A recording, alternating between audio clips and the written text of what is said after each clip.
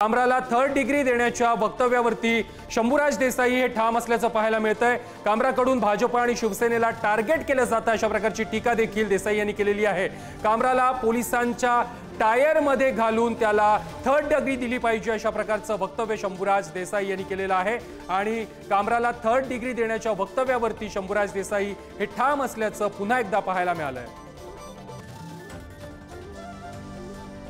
कांबराची statements बघा, तिची वक्तव्य बघा, त्याचं लिखाण बघा। दोन गटांमध्ये दोन विचारसरणीच्या लोकांच्या मध्ये तेढ निर्माण होऊन अशांतता कशी होईल हा त्याचा प्रत्येक वेळचा प्रयत्न आहे आणि टार्गेट तो केवळ शिवसेना भाजप ह्यालाच करतोय। म्हणून मी म्हटलं की तो सापडला पाहिजे आणि सापडल्यानंतर सरळ मार्गाने जर त्यानं केलेल्या गोष्टी कबूल केल्या नाहीत तर आता तुम्हाला माहिती आहे की पोलिसांचा टायरमधला पाहुणचार कसा असतो, तो द्यावा लागेल एवढं म्हणलं मी। त्या मताशी मी आजही ठाम आहे।